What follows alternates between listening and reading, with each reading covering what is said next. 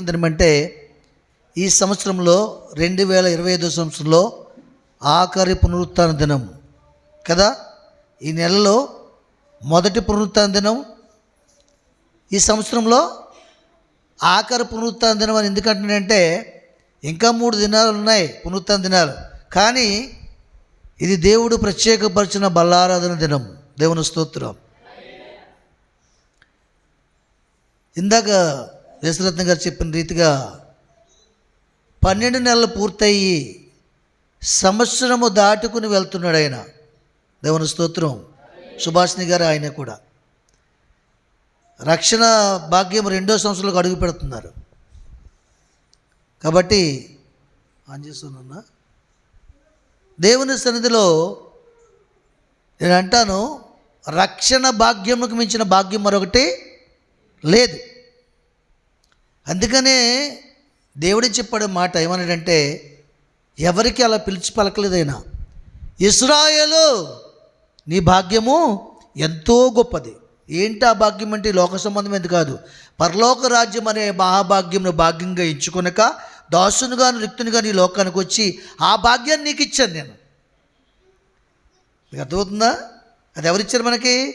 యేసయ్య తన భాగ్యాన్ని మనకిచ్చారు. కాబట్టి అది ఎంతో గొప్పది. అది ఎంత గొప్పదంటే నా ప్రాణం పెట్టినంత గొప్పది. యేసయ్య ప్రాణానికి ఎవరైనా విలువ కట్టగలరా? సమపాలు చేయగలరా? చేయలేరు. ఆయన ప్రేమతో ఎవరి ప్రేమను పోల్చగలరా? పోల్చలేదు. వెండి బంగారాల కన్నా మిన్నైనది యేసు ప్రేమ, నా యేసు ప్రేమ. కాబట్టి చూడండి, క్రైస్తవుడు అనేవారు ఎవరైనా సరే ఏమున్నా లేకపోయినా నెమ్మదిగా ఉండాలి ఎప్పుడు కూడా. అర్థమవుతుందా? చాలామందికి పదవులు ఉంటాయి, అధికారులు ఉంటే వాళ్ళు నెమ్మది ఉంటుందా? డబ్బు ఉంటుంది, వాళ్ళు నెమ్మది ఉంటుందా? ఉండదు. పేదవారికే నెమ్మది ఉంటుంది. అందుకనే భక్తుడైన సొలొమోను మహారాజు ఆయన రాజుగా జీవించి అనేక రాజ్యభోగ్యములు అనుభవించి వారములో దినమునకు 7 రథముల మీద ప్రయాణం చేసి వజ్రవైడూర్యములు ధరించి వెండి బంగారములు కేజీలు మనుగులు చెప్పును కూడా ఆయన చూసి ఆయన ఆఖరిలో కోరుకుంది ఏంటంటే, ఏ దినము కావాల్సిన అందిన ఆహారం ఆ దినము నాకు దయచేయండి, నా శరీరమును కప్పుకోవడానికి కొద్ది బట్టలు ఇప్పించండి, అంతకు మించి మరొకటి వద్దు. ఎక్కువ ఇచ్చినట్లయితే నేను గర్విష్ఠ నీ నామాన్ని మహింపరచను, తక్కువ ఇస్తే దొంగనైపోతాను, వేరొక అపరిస్తానేమో. కాబట్టి ఏ నాటికి ఆ నాటికి చాలు, అతి నెమ్మదిని నాకు దయచేయి అన్నాడు. దేవుని స్తోత్రం. అప్పుడు ఆయన చెప్పిన మాటను బట్టి ఈ దినము నాకు వచ్చిన ఆలోచన ఏంటంటే, దేవుడిచ్చిన ఆలోచన, ఆయన దేని వెతుకుతున్నాడంటే నిజమైన నివాసాన్ని వెతుకుతున్నాడు. దేవునికి మహిమ కలుగును గాక. నిజమైన నివాసాన్ని వెతకబట్టే ఆ మాట పలకగలిగాడు. లేకపోతే ఈ యొక్క భూలోకంలో ఒక మంచి బంగ్లా ఇవ్వండి, భవంతి ఇవ్వండి, వజ్రవైడూర్యంతో కూడినటువంటి ఒక మంచి డ్రెస్ ఇవ్వండి అని అడగవచ్చు కదా. ఆయన దేన్ని వెతుకుతున్నాడు? నిజమైన నివాసాన్ని వెతుకుతున్నాడు. ఈ దినము దేవుడు మనతో మాట్లాడుతున్న ఈ వాక్యం యొక్క సారాంశం ఏంటంటే నిజమైన నివాసం. దేవునికి మహిమ కలుగును గాక. నిజమైన నివాసం అని దేవుడు మాట్లాడుతున్నాడంటే అబద్ధమైనది, అపవిత్రమైనది లోకంలో ఉందనే కదా అర్థం. అర్థమవుతుందా మీకు? ఒక త్రాగుడు అలవాటు పడిన వ్యక్తి త్రాగుతున్నాడంటే వైన్ షాప్ ఉందనే కదా అర్థం. అది లేకపోతే అమ్మేవారు లేకపోతే తాగడు కదా. అలాగే నిజమైన నివాసం అనేది దేవుడు మనతో మాట్లాడుతున్నాడంటే ఈ లోకంలో ఉన్నటువంటి ప్రతి నివాసములు కూడా అవి అబద్ధమైనవి, అవి నిజమైనవి కావు, అవి మనల్ని మురిపించేవి. ఏమండి? ఈ లోకంలో ఉన్నంత వరకు అవి మనల్ని గొప్పగా చూపించేవి. దేవుని స్తోత్రం. అయితే ఈ లోకంలో ఉన్న మనుషులకి 4 నివాసాలు ఉంటాయి. ఈ లోకంలో మనుషులకి 4 నివాసములు ఉంటాయి. మొట్టమొదటి నివాసము భూమి, రెండో నివాసము భూమి మీద కట్టుకున్న ఇల్లు, మూడో నివాసము దేహము, అది అందరికీ ఉంటుంది అండి. 4వ నివాసము పాతాళము, నరకము. చెప్పలు కొడదాం. ఈ 4 నివాసాలు జీవము గల దేవుని యొద్దకు రాని వారికి అందరికీ ఈ 4 కలిగి ఉంటారు. ఈ 4 4వది ఉందన్న సంగతిని ఈ 3 నివాసాల్లో నివసించినప్పుడు వారు గుర్తెరగరు. దేవుని స్తోత్రం. 4వ నివాసం పాతాళం అన్నది, నరకం అన్నది ఎంత భయంకరమైనది. అక్కడ ఎంతటి వేదన ఉంటుంది, అక్కడ ఆత్మ ఎలా నలిగిపోద్ది. తీర్పానికి అతను అగ్నిగుండంలో వేయబడినప్పుడు అది ఎలాగా అగ్ని ఆరక ఈ ప్రాణం సావక ఆ ఆత్మ ఎంత అల్లాడిపోద్దో ఆ బాధ వారికి గుర్తెరగక జీవితకాలం అంతయు కూడా ఈ లోకంలో ఈ భూమి కోసం, భూమి మీద నివసించే గుర్రము కోసం, ఈ దేహము కోసం దీన్ని ఎంత గొప్పగా ఉంచుకోవాలి, ఎంత అందంగా ఉంచుకోవాలి, దీనికి ఏమేమి అలంకరణ చేసుకోవాలి, దీనికి ఎటువంటి ఆహారాన్ని పెట్టాలి, ఈ భూలోకంలో ఉన్న గృహానికి ఎట్టి అంగులు మనం చూపించి మరి మనుషులకు యోగ్యకరంగాను గొప్పగా మనం కనిపించాలి. అలాగే ఈ భూమి సంపాదించుకుంటే ఈ భూమి ఉన్నంత వరకు, ఈ భూమి మీద ఉన్నంత వరకు ఆస్తులు అంతస్తులు ఉన్నాయని ఒక మంచి పేరు సంపాదించుకోవాలి. వాటి కొరకే ప్రయాసపడతారు తప్ప దీని అనంతరం ఏది ఈ జీవిత అనంతరము ఈ భూమిని విడిచిపెట్టి వెళ్ళిపోయేటప్పుడు వారు నిర్మించుకున్నటువంటి ఆ యొక్క మంచి గృహమును విడిచిపెట్టి వెళ్ళవలసినప్పుడు ఇంతకాలం పోషించుకుని బలముగా పెంచుకుని దేహాన్ని విడిచిపెట్టి వెళ్ళేటప్పుడు మరొక స్థానం ఉంది. ఆ స్థానము ఈ 3 స్థానముల కంటే భయంకరమైనది అన్నట్టు సత్యమును ఎరుగక వారు ప్రయాసపడుతుంటారు. దేవుని స్తోత్రం. అయితే మనకెన్ని నివాసాలు ఉన్నాయంటే 5 నివాసములు ఉన్నాయి. ఏమ్మా సరిగా వినండి, మనకెన్ని ఉన్నాయి? 5 నివాసములు ఉన్నాయి. మనకు కూడా భూమి అనే నివాసం దేవుడిచ్చాడు, ఇల్లు అనే నివాసాన్ని కూడా. మీరు ఇండ్లు కట్టుకుని పిల్లల్ని కని వాళ్ళకి వివాహములు చేసి నేను ఇచ్చిన ఈ మొదటి నివాసాన్ని మీరు నింపాలని మనకే ఆజ్ఞ ఇచ్చాడు. ఎవరికి ఇవ్వలేదా ఆజ్ఞ? మీకు అర్థమవుతుందా? అవును కదండి. తన ప్రజలైన వారికి మాత్రమే ఆజ్ఞ ఇచ్చాడు. మన తర్వాత మిగతా వారిని కూడా ఆశీర్వదించాడు. అవును కదండి. అప్పుడు ఈ భూమి నింపబడింది. ఇది మనకి మొదటి నివాసం. రెండోది, ఈ భూమి మీద కట్టుకున్నటువంటి ఇండ్లు కట్టుకోమని చెప్పాడు దేవుడు కదా. అది కూడా దేవుడిచ్చినటువంటి ఆలోచనతో, దేవుడిచ్చిన సామర్థ్యంతో మనం ఆ ఇంటిని కట్టుకుంటున్నాం. దేవునికి మహిమ కలుగుగాక. మూడోది, మనకు కూడా దేహం అనే ఇల్లు కూడా ఉందా లేదా? ఉందండి. దీన్ని కూడా మనం వీలైనంత త్వరగా దీనిలో ఉన్నటువంటి ప్రతి విధమైనటువంటి మన ఆత్మకి సమస్య కలిగించే ప్రతి విధ శాపమును, పాప ఇచ్చలను, కోరికల్ని సరిచేసుకుని వాక్యం చేత దీన్ని కూడా మనం కట్టుకోవాలి. ఎందుకంటే నీ దేహము దేవుని ఆలయమైంది అన్నాడు. నీకు భూలోకంలో 3 స్థానాలు కావాల్సి ఉంటే నువ్వే ఆయన స్థానం అన్నాడు ఆయన. చెప్పలు కూడా దేవుని మహిమపరచండి. నేను నీలో నివసిస్తానంటే చెప్తున్నాడు ఆయన. నీకు అర్థమవుతుందా? మీ దేహము దేవుని ఆలయం అని మీరు ఎరుగురా అంటున్నాడు ఆయన. మనం ఎలాగైతే ఈ భూమి మీద నివసించాలనుకుంటున్నామో, భూమి మీద నిర్మించుకున్న మంచి గృహంలో నివసించాలనుకుంటున్నామో, మన ప్రాణం ఆరోగ్యంగా ఉండి మన ప్రాణం ఈ దేహంలో ఎలాగైతే నివసించాలని ఎలాగ ఆరాటపడుతుందో మన ప్రాణము, అలాగే దేవుడు కూడా మన చిన్న హృదయంలో నివాసం ఉండాలని ఆయన కూడా మనల్ని కోరుకుని మనల్ని ఒక నివాస స్థలంగా చేసుకుంటున్నాడు. దేవునికి స్తోత్రం. ఇది మూడవది. మనకి నాలుగవది ఏంటి?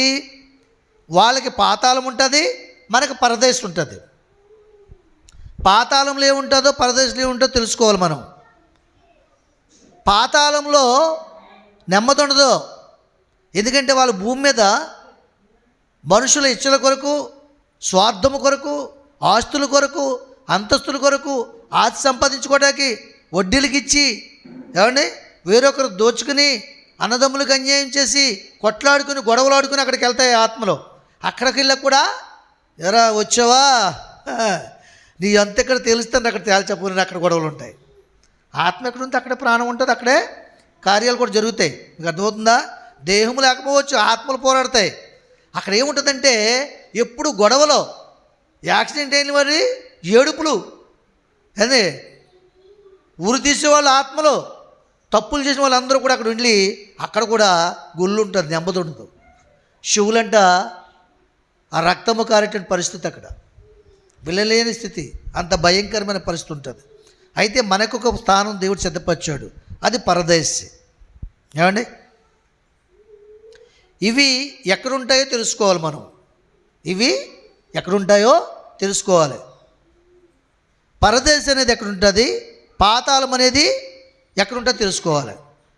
ఇప్పుడు మనం భూమి మీద నివసిస్తున్నాం ఏమ్మా, భూమి మీద నివసిస్తున్నాం కదా, ఈ నివాసం దేవుడు ఇచ్చాడు. భూమి కింద ఏముంది, నీళ్లు ఉన్నాయి.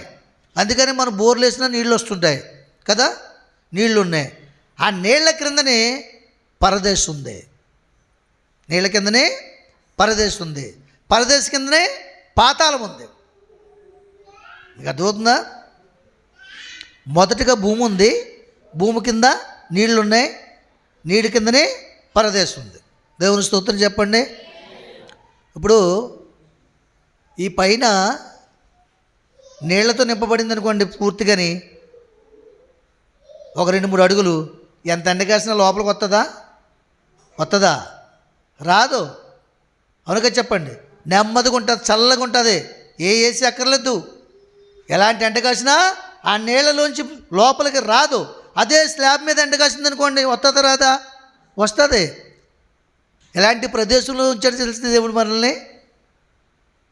పరదేశంలో ఉంటాయి మన ఆత్మలు. వెళ్ళి ప్రభు రాకల్లో పిలుస్తాడు. అప్పుడు సమాధిలో శరీరములు లేపబడతాయి. ఈ ఆత్మ వెళ్ళి అందులోకి వెళ్తుంది. దేవుడు దానికి జీవాన్ని ఇస్తాడు. ఆయన చేయి పట్టుకుని తీసుకెళ్తాడు తీర్పులోకి. చప్పలు కూడా దేవుని మహిమపరచండి. అది నిజమైన నివాసం. మనిషి భూమి మీద ఎంత భూమి సంపాదించుకున్నా, ఎంత విలువైన ఇల్లు కట్టుకున్నా, బుల్లెట్ ప్రూఫ్ హౌస్లు ఉన్నాయి, ఆకాశంలో చంద్రమండలంలో కూడా ఇల్లు కడుతున్నారు. ఇప్పుడు నువ్వు ఎక్కడేం చేసుకున్నా నీ ఆఖరి నివాసము దేవుని ప్రజలకి పరదేశి, దేవుని ఎరగని ప్రజలకు పాతాళం. దేవుని స్తోత్రం. ఇక్కడికి ఎన్ని నివాసాలు అయ్యాయి? పాతాళం తిన్నాయి, పరదేశి తిన్నాయి, 4 నివాసములు. మనకి ఎన్ని నివాసాలు అని చెప్పాను నేను? 5 నివాసాలు. వాళ్ళకి ఎన్ని నివాసములు చెప్పాను? 4 నివాసములు చెప్పాను కదా. మంచిదే. మరి 5వ నివాసం ఎక్కడ ఉందంటే దేవుని రాజ్యము. చప్పలు కొడదాం. దేవుని రాజ్యం ఉంటుంది కదా. ఈ పరదేశంలో కూడా ఏముంటుంది? వేషధారులు చనిపోయి అక్కడికి వెళ్తాయి ఆత్మలో. భక్తిహీనులు కూడా చనిపోయి వెళ్తాయి. భక్తిపరులు కూడా వెళ్తారు. నాలాంటి సేవకులు కూడా అక్కడికే వెళ్తారు. ఏమండి, అంటే ఎన్ని గుంపులు ఉన్నాయి? భక్తి కలిగిన వారు, భక్తిహీనులు, వేషధారులు, అనీతిమంతులు. ఏమండి, ఇంకా ఇందులో కూడా త్రాగుబోతులు. కేవలం ఈ నామాన్ని ధరించబట్టే అక్కడ స్థానం, తీర్పు వేరే ఉంటుంది. మీకు అర్థమవుతుందా? భూమి మీద ఎవరైతే దేవుని మాట వినడానికి విరోధంగా జీవిస్తారో వాళ్ళు అక్కడే ఉంటారు. దేవుని మాట విని దాని ప్రకారంగా ప్రవర్తించేవారు అక్కడే ఉంటారు. కానీ వీళ్ళకి తీర్పు అనేది ఒక రుజనము ఉంది ప్రభు రాకల్లో. అప్పుడు తేలిపోద్ది. మీకు అర్థమవుతుందా? అయితే అక్కడే ఉంటుంది మనకి. అక్కడ కూడా ఈ లోకంలో ఇలా తిరిగే మనుషులు, అలా తిరిగే మనుషులు. కొంతమంది నాలాడి సేవకులు సాయంకాలం ప్రార్థన పెడతాను రెండమ్మా అని చెప్తే ప్రార్థన రాకుండా ఈ వేషధారులు అందరూ వెళ్ళిపోయి, ఈ శరీర కోరికలతో ఉన్న వాళ్ళందరూ వెళ్ళిపోయి ఆ అమ్మాయి పోకుంది, ఈ అమ్మాయి పోకుంది ఆత్మలో అలా చూసుకుంటాయి. అక్కడ ఫోన్లు ఉండవు కదా. ఫోన్లు ఉండవు, ఉంటాయండి అక్కడ. ఫోన్లు ఉంటాయా? ఉండవు. ఏం చేస్తారు అక్కడ? ఏం చేస్తారు చెప్పండి? వెళ్ళిపోతుంది ఈ ఆత్మ అక్కడికి. ఎక్కడికి? ఆ లేడీ ఆత్మ దగ్గరికి వెళ్ళిపోద్ది. వెళ్ళిపోయి భూమి మీద ఎలాగైతే సులు కొట్టిందో అలాగే సులు కొడుతుంటుంది అక్కడ. ఇవన్నీ కూడా దేవుడు భూమి మీద జరిగించిన క్రియలు, పరదేశంలో ఉండి జరిగిస్తున్న క్రియలు కూడా దేవుడు లెక్కలో తీసుకొస్తాడు. మీరు బాబుల విషయం కాదు ఇది. అర్థమవుతుందా? లెక్కలో తీసుకొస్తా. అక్కడ కూడా కొంచెం వేషధారులు ఉంటారు, భక్తి కలిగిన వారు ఉంటారు. భక్తి కలిగిన వారు అందరూ దగ్గర ప్రార్థన చేసుకుంటుంటే భక్తిహీనులు దాన్ని పాడు చేయడానికి చూస్తారు, విమర్శిస్తుంటారు. వీడు పెద్ద భక్తుడైపోటురా, వీళ్ళ ఆత్మలో దేవుడు తీసుకెళ్ళిపోతాడేమో చూద్దాం అటుంటాయి వెనకాలండి. ఎక్కడ? పరదేశులు విమర్శన చేస్తుంటాయి. అయినను దేవుడు అవన్నీ కూడా ఆలకిస్తాడండి. ఎందుకంటే భూమి మీద ఎలాంటి మనసు నువ్వు కలిగి ఉన్నావో అలాంటి మనసే పరదేశంలో కూడా ఇక్కడ మార్చుకుంటే అక్కడ మార్పు చెందుతావు. భక్తుల్లోకి వస్తావు, భక్తులు చేసే ప్రార్థన చేస్తావు, వాళ్ళతో కలిసి పాటలు పాడుతావు, దేవుని నామాన్ని మహింపరుస్తావు. నీ శరీరం విడిచిపెట్టకుండా నీ ఆత్మచేత దేవుణ్ణి గణపరుస్తావు. దేవుని స్తోత్రం. ఇక్కడ ఎలాగుంటే అక్కడ అలాగే ఉంటావు. వాడికి అన్యాయం చేస్తూ ఆ రోజు రాత్రి చనిపోయామనుకో, అన్యాయంతో వెళ్తావు అక్కడికి. ఏమండి, దేవుని స్తుతించకుండా నీ ఇష్టాన్ని నువ్వు, నీ శరీరమును, నీ హృదయం చెప్పినట్లు జీవించి వెళ్ళిపోయావనుకో, అలాగే వెళ్తావు అక్కడికి. అంతే కదా మరి, అలాగే వెళ్తావు. అందులో మార్పే ఉండదు. ఇప్పుడు మీ ఇంటికాడ ఎలా బయలుదేరారో, ఏ బట్టలు వేసుకుని వచ్చారో అలాగే వచ్చారు అందులోకి. అంతేనా? మధ్యలో ఎవరు మారిపోతారు, జడ్ డ్రెస్లు అయ్యింది, ఏం మారో, మార్చుకుంటేనే మారుతాయి. అంతే కదా. అలాగే మానవ హృదయాన్ని కూడా దేవుని మాటలు విని మార్చుకుంటే హృదయం మారుతుంది, లేకపోతే మారదు. మనం మార్చుకోవాలి.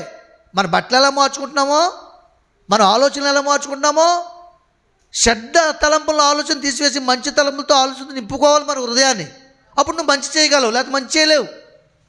అవునుగా చెప్పండి. నీ జేబులో ఒక 500 ఉన్నాయనుకో, సేవకులకు ఒక 50 రూపాయలు కానుక ఇవ్వగలవు. 50 ఉన్నాయనుకో, ఏమి ఇవ్వగలవు?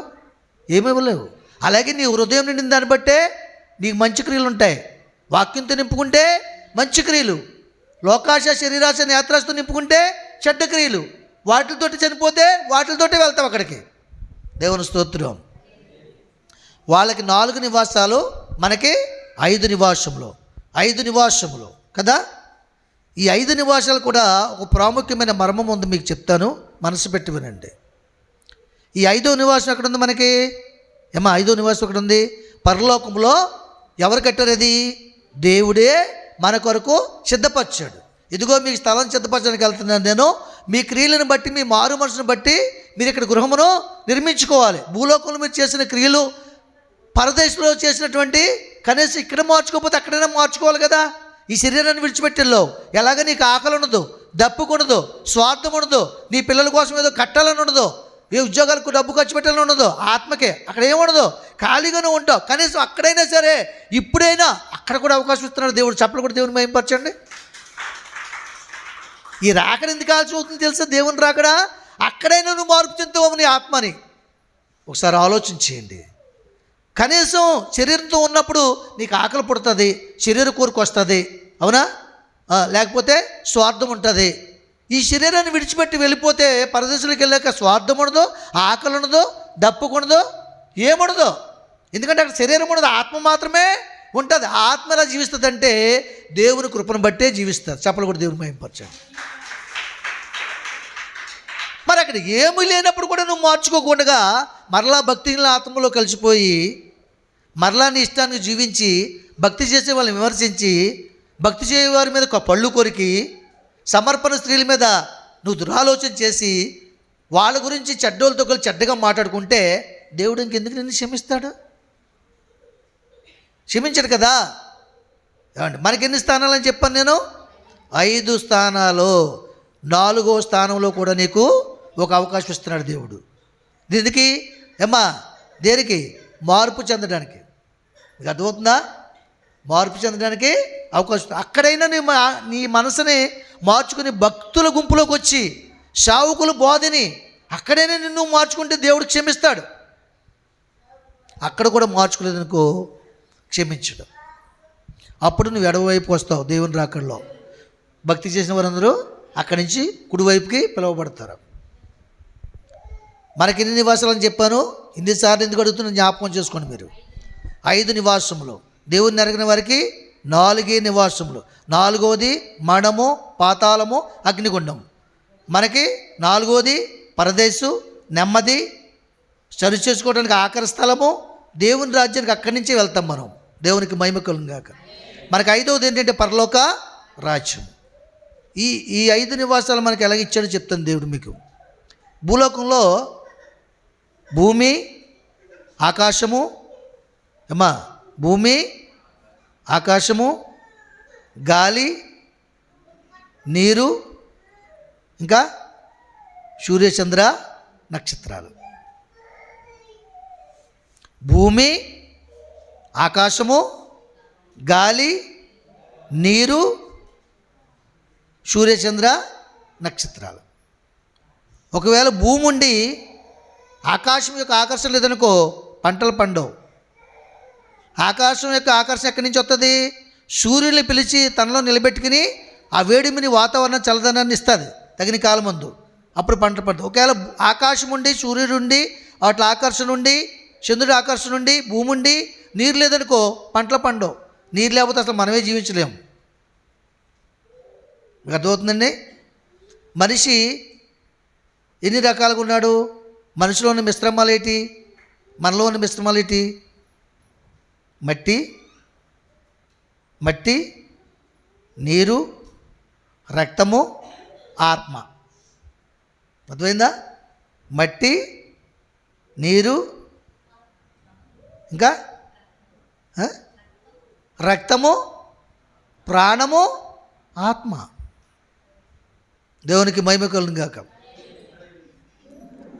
భూమి మీద మనిషి ఆహారం లేకపోయినా, మట్టిలోంచి ఆహారం వచ్చి ఆహారం లేకపోయినా బతకగలడు. అవునా కదా చెప్పండి? ఒకవేళ ఆకాశం నుంచి వర్షం కురవకపోయినా సంవత్సరం అంతా ఎండాకాలమైనా ఏసీ వేసుకుని బతికేస్తాడు, ఫ్యాన్లు వేసుకుని. అవునా కదా చెప్పండి?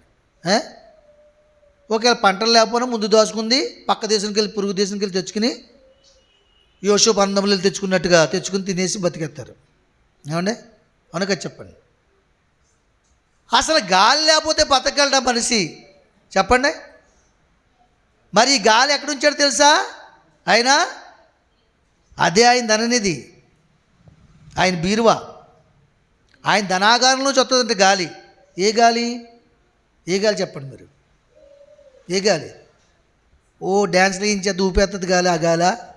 ఆ గాలి అంటాం కదా. మన దెయ్యాలు పట్టుకుంటే ఏమంటారు? గాలి పట్టుకుంది అంటారు. ఆ గాలి వేరేది. అది గాలి మనుషులను పాడు చేసే గాలి అది. ఏమండి? ఆ గాలి కాదు. అలాగని చెప్పేసి ఆక్సిజన్ పెడతారు కదా, ఆ గాల? అది కూడా కాదు. అలాగని చెప్పి ఫ్యాన్ తిరుగుతుంది కదా, ఆ గాల? ఫ్యాన్ తిరిగితే గాలి వస్తుంది, లేకపోతే ఆగిపోద్ది. అవునుగా చెప్పండి? పోనీ ఏసీలో వస్తుంది కదా చల్లగానే, ఆ గాల? మరి ఏ గాలి చెప్పండి? ఏ గాలి? ఆయన ధనాగారంలో వచ్చే గాలి డైరెక్ట్గా మనం తాకదు. ఎట్లు తాకుతుంది?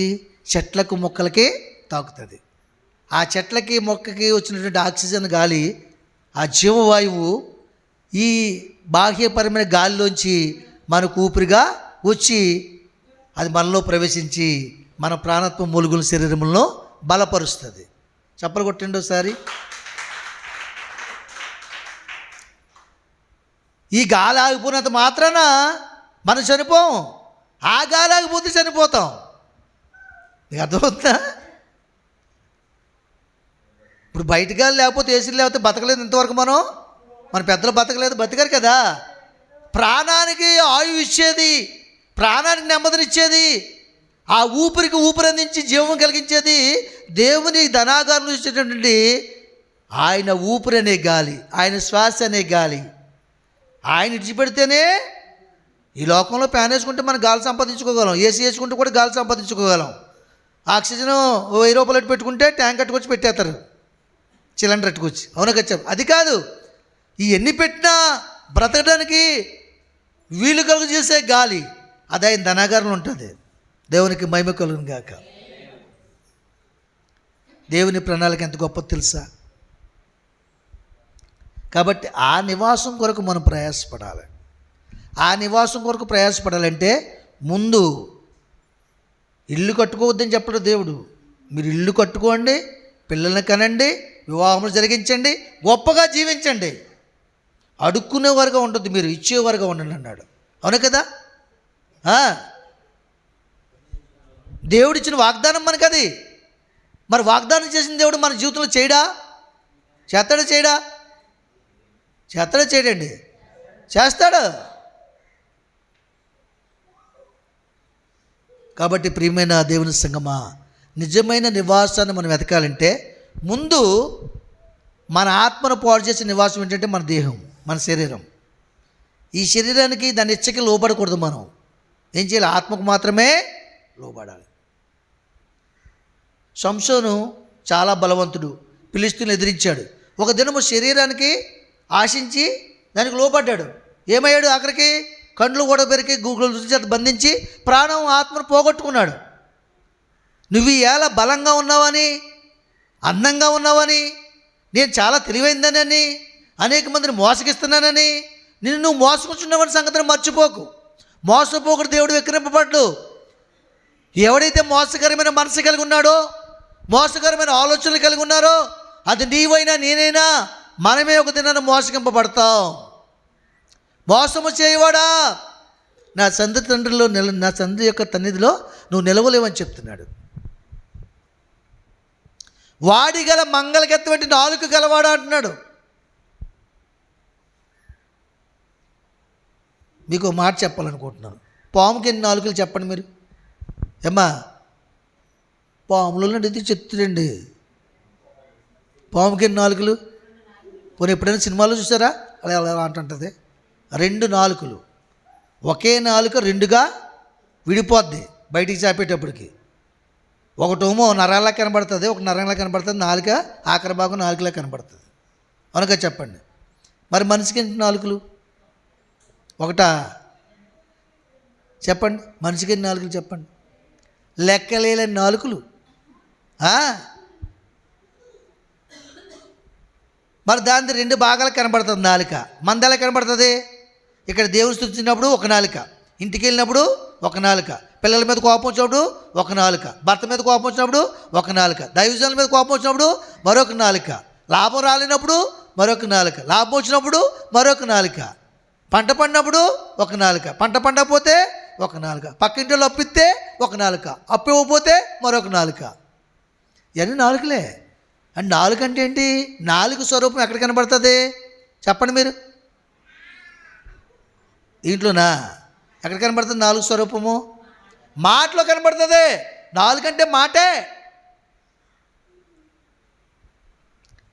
దానికి 2 నాలుకలు ఉన్నా 2 నాలుగుతో హాని చేయదు. మాట్లాడే స్వభావం లేదు దానికి. కానీ ఒక దినం మాట్లాడింది. ఆది కాండంలో మాట్లాడలేదా ఆదామవ్వలతో? ఎందుకు మాట్లాడింది తెలుసా? మనల్ని మోసగించడానికే మాట్లాడింది. మన ఉన్నతమైన స్థానాన్ని తీసేయడానికి మాట్లాడింది. నీ మాట అవునంటే అవును, కాదంటే కాదన్నట్టుగా ఉండాలి తప్ప 2 మాటలు 2 స్వభావాలు కలిగి ఉన్నావా, నిన్ను నువ్వే మోసపుచ్చుకుంటున్నట్లు లెక్క. దేవునికి మహిమ కలుగును గాక. చూసారా మరి? నిజమైన నివాసము.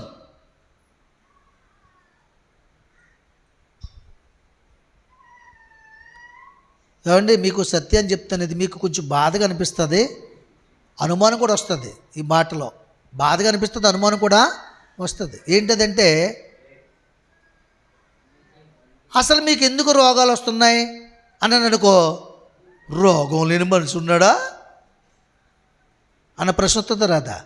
వస్తుంది రాదా? చెప్పండి. వస్తుంది రాదా? అబ్రహాం ఎప్పుడైనా రోగం పడ్డాడన్న మాట ఎప్పుడైనా బైబిల్లో విన్నారా మీరు? చూసారా? ఎందుకో తెలుసా? ఆయన దేవుని మాటకు లోబడ్డాడు. పోనీ శారా అనారోగ్యంతో బాధపడిందని విన్నారా? వినలేదు కదా? ఎందుకు? ఆమె కూడా దేవుని మాటకు లోబడ్డది కదా. మరి యాకోబు, ఇస్సాకు, దావీదు వృద్ధులై వాళ్ళ దినములు ముగించారన్న తప్ప వాళ్ళు వ్యాధుల చేత బాధింపబడి నరక యాత్ర పడి చచ్చిపోరని ఎక్కడైనా ఉందా? లేదు. పోని వ్యాధితో వచ్చిన వారు యేసుప్రభువు దగ్గరికి వచ్చాక వ్యాధిని స్వస్థపరచబడ్డాక మరలా అలా వ్యాధి చేత బాధింపడ్డని సాక్ష్యం ఒకటి చూసామా? మనకెందుకు వస్తున్నాయంటే, మనము దేవుని మాటకు లోబట్టలేదు కనుక. ఆయన ఏమన్నాడు? లోబడిన వారికి శ్రమ. ఇచ్చే విషయంలో ఎందుకు మనం ఇవ్వకుండా ఉంటున్నాం కాబట్టి ఆశ్రయం పడలేకపోతున్నాం. దేవుని మాటకు లోబట్టలేదు కాబట్టే ఈ దేహమైన ఆలయంగా మలుచుకోలేకపోతున్నాం. కాబట్టి అనేకుల చేత అవమానపడుతున్నావు, నువ్వు అనేకుల చేత వేలెత్తి చూపించుకుంటున్నావు. ఎప్పుడు దేవుని సన్నిధికి వెళ్ళిపోద్ది, ఎప్పుడూ సమర్పణ అంటుంది. అయినను రోగములు ఎందుకు వెళ్ళబడి చేస్తున్నాయి? కొందరిలో ఉంటాయి, ఒక్కటే ఉంటుంది, అన్ని ఉండవు. పౌలు గారికి ఒక బలహీనత ఉంది. ఈ బలహీనత నన్ను చాలా ఇబ్బంది పడుతుందండి, తీసివేయండి అంటే ఏమన్నాడు ప్రభు? దేవుడు ఏమన్నాడు? నా కృప నీకు చాలు. అది అలా ఉన్నాయి అన్నాడా లేదా? దేవుని మహింపరిచే వరకు ఒక ముళ్ళు ఉంటుంది. ఆ ముళ్ళు లేకపోతే పక్క వాళ్ళని, తక్కువ వారు కానీ నీచమైన వారు కానీ తన ఇంటి వారిని తను అవమానపరిచే గర్వం, అహంకారం హృదయంలోకి వస్తుంది. ఈమెలో ముళ్ళుంటే ఏమవుతుంది? ఈమెకి జ్ఞాపకం ఉంటుంది. వారి బ్రతుకు కూడా నా వంటి బ్రతుకే కదా, వాళ్ళు కూడా నా వంటి వాళ్ళే కదా అని ఆలోచన ఉంటుందండి. కాబట్టి దేవుని సంధిలో అసలు ఒక మాట చెప్పాలంటే, సత్యం చెప్పాలంటే, మన నోటి మాటలను బట్టి మన దేహానికి శిక్ష అని వాక్యం చెప్తుంది. వాక్యం అబద్ధమా, మనం అబద్ధం చెప్పండి అమ్మా. ఈరోజు ఈ దేహము, ఈ ఆత్మ శిక్షింపబడ్డానికి గల కారణం ఏంటంటే నోటి మాటలే. ఏవండి అనేది అదే మాట, ఒరే అనేది అదే మాట. ఏమండి అన్నాం అనుకోండి, ఈ అమ్మ వందనాలు అమ్మ తల్లి మా కోసం ప్రార్థన చేయమంటాడు, దారంటి లేవాడు. అవునగా చెప్పండి. ఒరే అన్నారనుకోండి, బండిట్టు గుద్దేస్తాడు, కిందకి కూడా దిగడం. అవునగా చెప్పండి. బండిట్టు గుద్దేసి యాక్సిడెంట్ అయిందంటాడు, అడ్డుకొచ్చేసిందంటాడు, తప్పు కూడా అతని మీదకి వెళ్తాం. కాబట్టి మనకి శిక్ష రావాలన్నా, మర్యాద రావాలన్నా, మంచి గృహం కట్టుకోవాలన్నా, భూమి మీద ఒక నివాసం దేవుడు నీకు మంచిది ఇవ్వాలన్నా, భూమి మీద ఏ అప్పులు సమస్యలు అనుకోకలకి ఇచ్చే చేయిందో నేను నింపాలన్నా, మొట్టమొదటిగా అబ్రాహాము కట్టుబట్టలు కట్టుకుని వచ్చాడండి. వచ్చాడా లేదా? అందరికంటే ధనవంతుని చేసాడా లేదా దేవుడు? చప్పలు కొట్టండి ఒకసారి. ధనవంతుని చేసాడా లేదా? తనతో పాటు వచ్చాడు లోతు, తనను కూడా ఆశీర్వదించాడు దేవుడు. భార్యను ఆశీర్వదించాడు దేవుడు, తన వంశమంతటిని ఆశీర్వదించాడు దేవుడు. దేవుని మాటకు లోబడితే, ఈ దేహాన్ని ఆయన ఆలంగా మలుచుకుంటే మనకి ఏ సమస్య ఉందండి. దీర్ఘాయుస్సు నింపబడతావు నువ్వు. ఈ దేహము దేవుని ఆలయం, దాన్ని పాడు చేసే హక్కు నీకు ఎక్కడుంది? ఇంకేం కావాలండి మీకు? నాకేం అర్థం కాదు. నీ కోరికను తీర్చుకోవడానికి నీకు మంచి భర్తనిచ్చాడు, పిల్లల మీద ఆశ తీర్చుకోవడానికి పిల్లల్ని ఇచ్చాడు దేవుడు, మీరందరూ కలిసి బతకడానికి గృహాన్ని ఇచ్చాడు దేవుడు, అనుదినం ఆహారం ఇస్తున్నాడు దేవుడు, నీ పిల్లలకు వెండి ఇస్తున్నాడు, బంగారం ఇస్తున్నాడు, చదువిస్తున్నాడు, మంచి ఉద్యోగాలు. ఏం కావాలి మీకు? ఏం కావాలని మీరు దేవుని నామాన్ని అవమానపరుస్తున్నారు? ఏం కావాలని మనం ప్రయాసపడుతున్నాం? ఈ ప్రయాసం అంతా నోటి కోసమే కదా.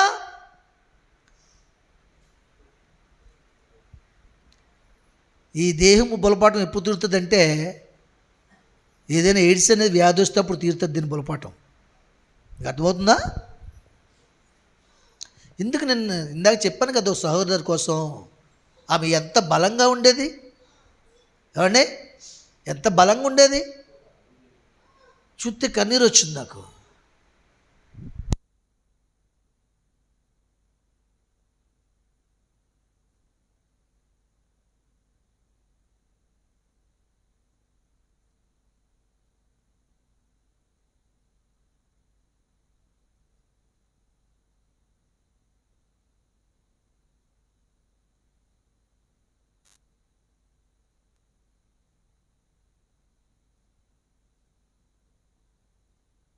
మీరే కాదు, ఎవరు కూడా బాగున్నప్పుడు నలుగురు బుద్ధి చెప్తుంటే మార్చుకో మన మనసునే.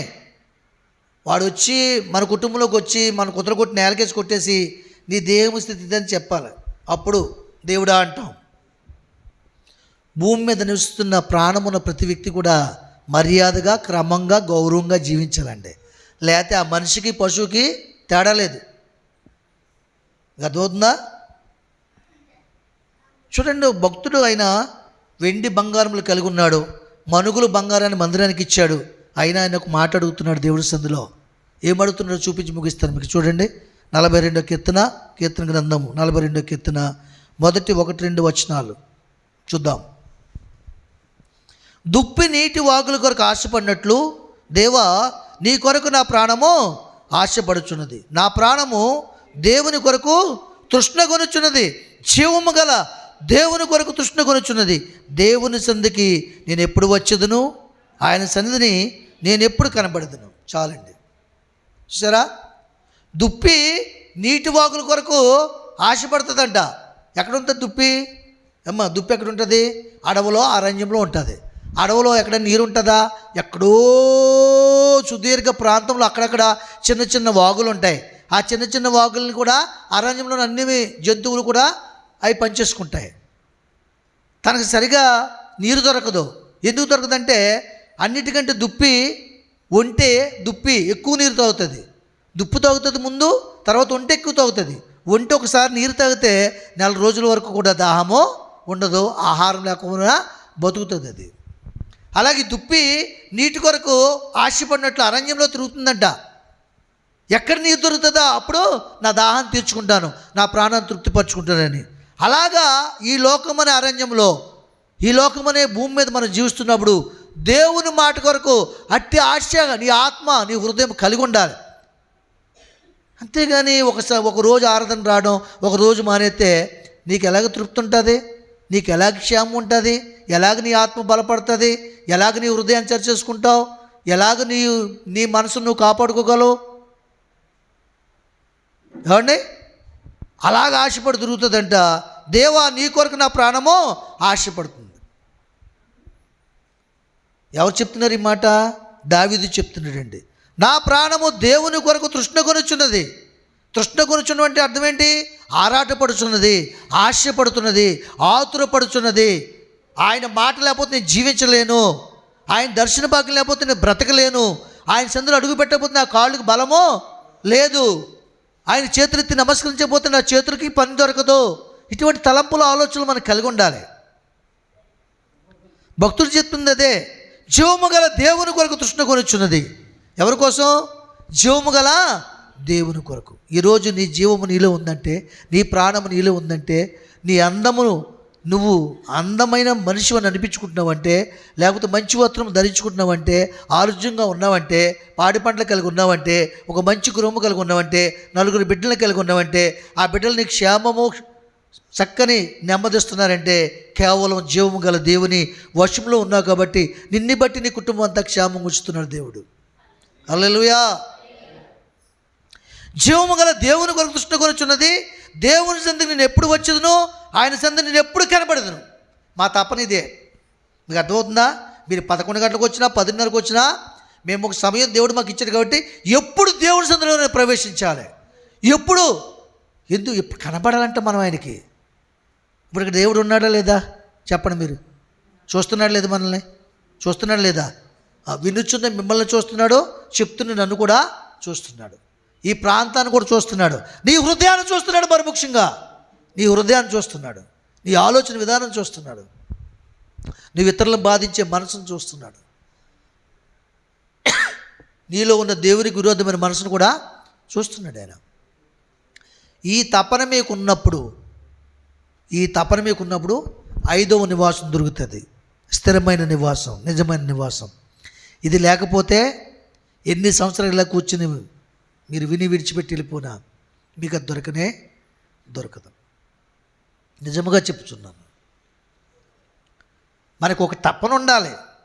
దేవుడి సందులో దైవజనులు పలానా ఆరాధన పెట్టారంటే ఆ ఆరాధనలో మొట్టమొదటిగా దైవజనుల కంటే ముందు వచ్చేది ఎవరు? ఇక్కడికి చెప్పాలి మీరు. ఇక్కడికి ఎవరు వస్తారు దైవజనుల కంటే ముందు? దాన్ని ఏర్పరచుకున్న దేవుడే ఇక్కడికి వస్తాడు. అందుకే ఆయన మందిరం, ఆయనకు నివాసం భూలోకంలో కూడా ఆయనే కట్టమన్నాడు కదా. దావీదుకు ఆలోచన ఇచ్చాడు కదా. దావీదు కడతానంటే ఏం చేశాడు? దావీదు కడతానంటే ఏం చెప్పాడు? దావీదా నువ్వు నా మందిరాన్ని కట్టడానికి వీలు లేదు. ఎందుకో తెలుసా? నీ హృదయం మార్చుకున్నావు, నీ మనసును మార్చుకున్నావు, నీ ఆలోచన మార్చుకున్నావు, కానీ గతంలో నీ చేతులు రక్తంతో నింపబడ్డాయి, అనేక మందిని చంపావు. కాబట్టి నువ్వు నా పరిశుద్ధ మందిరాన్ని కట్టొద్దు, కానీ నీ కుమారుడైన సొలొమోను చేత కట్టించుకుంటాను. చెప్పలు కూడా దేవుని మహిమపరచాడు. మరి దావీదంత భక్తుడు కదా, దావీదంత భక్తుడు కదా, అన్ని కార్యాలు చేశాడు కదా దావీదు పట్ల దేవుడు. అక్కడ ఏమన్నా రాజీ అయ్యాడు దేవుడు? అవ్వడో. నీ గత జీవితాన్ని చూస్తాడు, ప్రజెంట్ జీవితాన్ని చూస్తాడు.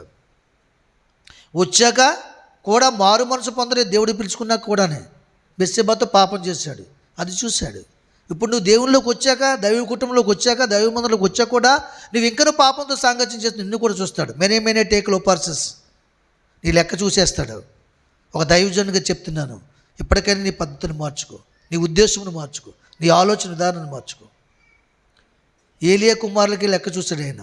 ఇంక నువ్వు వాళ్ళ కోసం ప్రార్థన చేయొద్దు, నువ్వు వాళ్ళ కోసం ప్రార్థన, నేను లెక్క చూసిస్తాను, వాళ్ళ మరణాన్ని నిర్ణయించాను అన్నింటినీ చనిపోయారు లేదా బయట.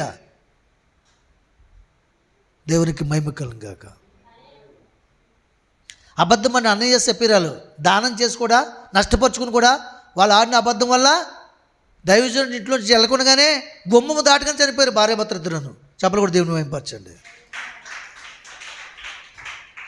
దేవుడి సన్నిధికి నేను ఎప్పుడు వచ్చేదను, ఆయన సన్నిధిని నేను ఎప్పుడు కనబడదును. మహారాజు అండి ఆయన, అన్నీ అనుభవించాడండి. మనం ఏమని చెప్పండి, మనకి ఉప్పు అనుగుతే మనకున్నాయన్నీ కూడా ఎగిరిపోతాయి. అవునుగా చెప్పండి.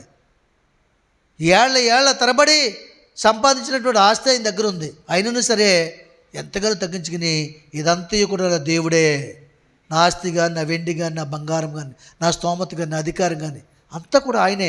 కాబట్టి నా దేవుడి సన్నిధికి నేను ఎప్పుడు వచ్చేదనో, ఎప్పుడైనా సన్నిధిలో కనబడదును. నీకు ఒక భయం ఉండాలి. దేవుడి సన్నిధి అంటే భయం ఉండాలి.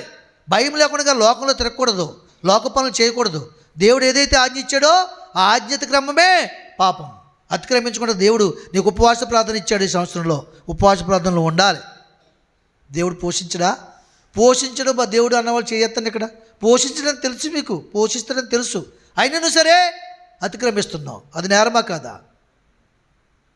ఆదివారం దేవుడి సన్నిధి విడిచిపెట్టి వెళ్ళకూడదు. ఎందుకంటే దేవుడు అక్కడ మాట్లాడతాడు, నిన్ను సరిచేస్తాడు. ఆయన నీకోసం వచ్చాడు. పరలోక రాజ్యం అనే మహాభాగ్యం విడిచిపెట్టి వచ్చాడు కదా. మరి ఆయన కనబడాలొద్దా?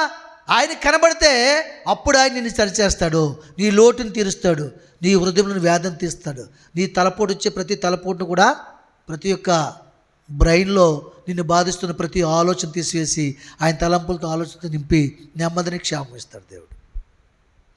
ఇదొక్కటే చేయండి. మీకు ఉండవలసిన ఆలోచన ఏంటంటే, నేను ఎంత సంపాదించాలి, ఎంత కూడబెట్టాలి, ఏ ఇల్లు కట్టాలి, పిల్లలకి ఎలా పెళ్లి చేయాలి, అవన్నీ ఆలోచించొద్దు. ఎందుకంటే ఆ పిల్లల్ని ఇచ్చిన దేవుడు తెలుసు అవన్నీ ఎలా చేయాలో. చెప్పడం కూడా దేవుని మహిమపరచండి. నువ్వు అనుకుంటే జరగదు, నువ్వు అనుకుంటే దేవుడు అనుకుంటే జరగదు. ఆయన అనుకున్నాడు కాబట్టి కార్యము జరిగింది. ఇవ్వలేని వాళ్ళు కూడా ఏదో పని చేస్తున్నామట కదా, ఇదిగో నా దగ్గర ఉంది పట్టుకెళ్ళు. నేను అనుకుంటే జరగదండి ఈ మందిరం పని కూడా. ఆయన అనుకున్నాడు కాబట్టే కిరణ్ గారు పంపించారు, 1,30,000 డొనేషన్ ఇప్పించారు. ఆయన అనుకోబట్టే మరి ఈ పనిలో కూడా ఇంకొకరు సహాయం చేశారు. ఆయన అనుకోబట్టే మీ హృదయాలు ప్రేరేపించి మీరు ఆయనే ఇక్కడ తోడుకుని వస్తాడు. అందుకే మిమ్మల్ని అడగకూడదు. మిమ్మల్ని అడుక్కుంటే నేను చీప్ అవుతాను, నన్ను మీరు అడుక్కున్నా చీప్ అవుతారు. అవునక చెప్పండి లోకానుసారంగా. కానీ ఎవరిని అడగాలి?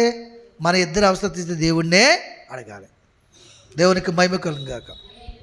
మీకు ఈ సంవత్సరంలో ఆఖరి వాగ్దానం, దేవుడు మీకు ఇస్తున్నటువంటి ఆయుధం ఇది ఒక్కటే. ఏంటది చెప్పండి? దేవుడి సంధికి నేను ఎప్పుడు వచ్చేదును, వచ్చి ఎప్పుడు కనబడదును. నువ్వు పనికెళ్ళి ఉండొచ్చు, కానీ వచ్చిన తర్వాత ఈ తపన ఉండాలి. ఏది? గబ్బ గబ్బ గబ్బ పనులు చేసుకో, గబ్బ గబ్బ సిద్ధపరచుకోవడం, పిల్లలకి అప్పచెప్పడం. ఎదిగిన పిల్లలు ఉంటారు, అమ్మ మీ డాడీ వస్తే భోజనం పెట్టమ్మా, నేను దేవుడి సంధికి వెళ్ళాలి. అప్పుడు నీ కుటుంబ క్షేమము, నీ తపన దేవుడు చూస్తాడు, నీ పిల్లల్ని ఆశీర్వదిస్తాడు. నువ్వు అనుకుంటే ఏది జరగదో, ఆయన అనుకుంటే అన్నీ జరుగుతాయి. ఈ ప్రపంచాన్ని కూల్చివేయగలడు ఆయన. అన్నాడు కదా, భూమి ఆకాశం గతించిపోతుంది కానీ నా మాట గతించదు. ఆయన అనుకోవాలంటే ఆయన కనబడాలి మనకి. ఆయన కనబడాలి, మనం ఆయన దగ్గరికి వెళ్ళాలి వద్దా? ఒక ఆయన నీకు సహాయం చేస్తాడు, కార్యం తలపెట్టావని తెలిసింది, నువ్వు వెళ్ళి అడిగో, మ్యారేజ్ కావాల్సిన అంత ఇస్తున్నానని చెప్పాడు, ఓ డేట్ పెట్టాడు, ఆ డేట్లో నువ్వు వెళ్ళాలొద్దా? వెళ్ళకపోతే నీ తర్వాత నీకంటే ప్రేమ కలిగిన వాళ్ళు, నీకంటే ఆయనకి ఇష్టమైన వాళ్ళు వెళ్తారు, అది పొందుకుంటారు వాళ్ళు. అవునుగా చెప్పండి, సత్యాన్ని గ్రహించండి. మీరు ఎక్కడికైనా వెళ్ళండి, ఏమైనా చేయండి, దేవుడి సంధి విడిచిపెట్టి ఎక్కడికి వెళ్ళినా మీకు నెమ్మది ఉండదు, నాకు కూడా నెమ్మది ఉండదు. అర్థమవుతుందా? అదండి, ఇదే మన ఆయుధం. ఈ సంవత్సరం మీకు దేవుడిస్తున్న ఆయుధం ఏంటంటే, దేవుడి సంధి విడిచిపెట్టకుండా ఎప్పుడు వెళ్తును, ఎప్పుడు కనబడతాను. కనబడితే కదా కార్యం చేస్తాడు, వెళ్తే కదా కార్యం చేస్తాడు. నీకంటే గొప్పవారు, గొనలేని వారు, తగ్గించుకుని దావీదు వంటి వారు, మహా స్తోమత కలిగిన వారు వచ్చి ఆయన సందులో మోకరించి అంగలారుస్తున్నారు. వాళ్ళకి ముందు చేస్తాడు, నీకు చేస్తాడు. రాలేనప్పుడు వాళ్ళకే ముందు చేస్తాడు. ఇవన్నీ మనకు తెలుసు, అయినను చేయలేకపోతున్నాం. అందుకే మనకి సమస్యలు, అందుకే మనం అనుకున్నది జరగదు, అందుకే మన పిల్లల కార్యాల ఆలస్యము, అందుకే మనకు ప్రతిరోజు ఏదో ఒక వ్యాధి, ఏదో ఒక సమస్య. వ్యాధి లేదనుకో, ఇంట్లో ఒక సమస్య, భర్త దూతించడమో, పిల్లలు లోబడకపోవడమో, వాళ్ళ వల్ల మనశ్శాంతి లేకపోవడము, సుఖంగా నిద్రపోలేవు. నిద్రపోయేటప్పుడు ప్రార్థన చేసుకుని నిద్రపోండి. చదువుకున్న వారు వాక్యం చదువు నిద్రపోండి. అవసరమైతే కీర్తనలు పాడుచు నిద్రపోండి. అర్థమైందా? అలాగ మనం చేస్తే మనకు క్షేమం. దేవుడి మాటలు దీవించును గాక. ఆమేన్. దేవుడి సంధిలో దేవుడి దినం మనకిచ్చిన ఆయుధం ఏంటి? ఆయుధం ఏంటి చెప్పండి. దేవుడి సంధికి క్రమముగా వెళ్ళాలి, కనబడాలి. అప్పుడు నువ్వు ప్రార్థన చేయగలవు. ఇక్కడ అప్పుడు అదొక ఆయుధం. అప్పుడు నీ సమస్యలు పరిష్కరించబడతాయి. దేవునికి మహిమ కలుగును గాక. హల్లెలూయా.